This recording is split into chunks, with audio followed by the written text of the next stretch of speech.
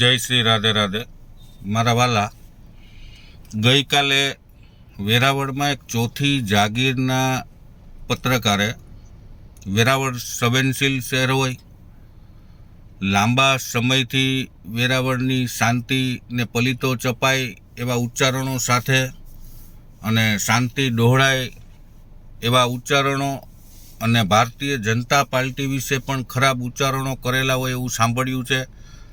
એવો એક વિડીયો સરા જાહેર એક લેભાગુ ચોથી જાગીરના પત્રકાર, જે પોતાની જાતને મોટો પત્રકાર ગણાવે છે, ખોટી રીતે એક સમાજના આગેવાન તરીકે ઓળખ આપે છે અને સમાજની અંદર એક વ્યક્તિએ અંબાજી મંદિરની ગલીમાં એક મકાન વેચેલું કોરોના કાળ દરમિયાન, કઈ પરિસ્થિતિમાં વેચ્યું હોય, કેવી રીતે વેચ્યું હોય, કોને વેચેલું છે, એ વ્યક્તિ જેને વેચેલું છે એમને કોઈ અસામાજિક પ્રવૃત્તિ કરી હોય, કોઈ અરાજકતા ફેલાવી હોય, આજુબાજુના તમામ લોકોને ખબર હોય આ મકાન વેચાયેલું છે, પરંતુ આ ચોથી જાગીરના પત્રકારની મેલી મુરાદ એવી હતી, જે વિડીયોના માધ્યમથી જાણવા મળે છે। એમના સગાઓ, એમના સમાજના લોકોએ વિડીયો આગેવાને મૂકેલો છે, એમની દીકરીએ વિડીયો મૂકેલો છે।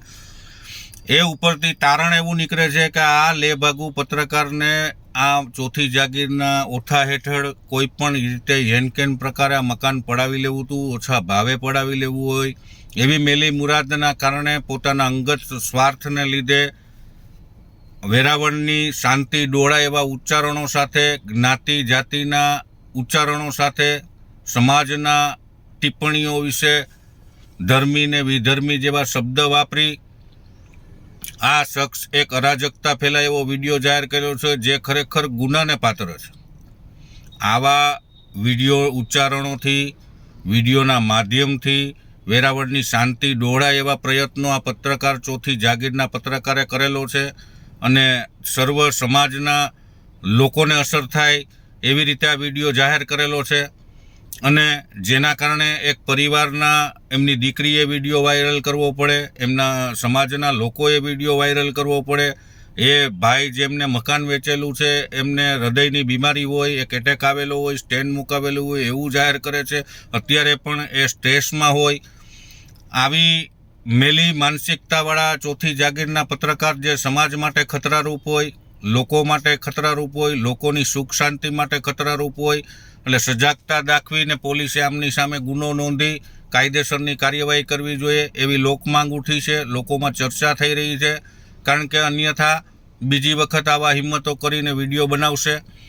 તેમજ આ ચોથી જાગીરને જો બહુ જ સમાજ સેવા કરવાનો શોખ હોય તો હાલ વેરાવળ સર્વ સમાજ 18 વર્ષના લોકોની સેવા કરતી સંસ્થા લોહાણા હોસ્પિટલ છે, એ લોહાણા હોસ્પિટલ મૃત હાલતમાં ધકેલી દીધી છે। 20 વર્ષથી આમાં કૌભાંડો આચરેલા છે, ગેરકાયદેસર ટ્રસ્ટીઓ બની ગયેલા છે।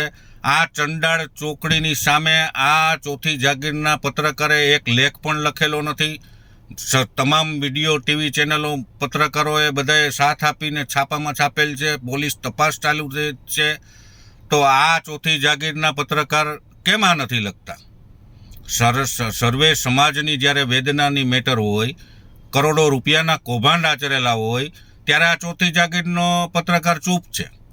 આ ચોથી જાગીરના પત્રકારની મેલી માનસિકતા એવી છે કે ક્યાંય પણ કોઈ આત્મહત્યાનો ગુનો બન્યો હોય, કોઈની ઉપર ક્યાંય નબળી પરિસ્થિતિમાં લોકો આવ્યા હોય, કોઈને ત્યાં કોઈ ઘટના બની હોય, ત્યારે એમના ઉચ્ચારણો જુદા હોય, રૂબરૂ જાય મુલાકાતે, ત્યારબાદ એમને આશ્વાસન આપે ખોટું અને પછી બહાર નીકળીને એની જુદી પ્રવૃત્તિ ચાલુ હોય। આવા પણ સરા જાહેર એમને કામો કરે છે અને લોકોની સાથે, લોકોની વેદના સાથે, સર્વ સમાજની શાંતિ ડોળાય એવા ઉચ્ચારણો સાથે વિડીયોના બનાવવાના એમના અભરખા છે। તો આમની પાસે સાયબર ક્રાઇમનો ગુનો ખરેખર નોંધાવવો જોઈએ।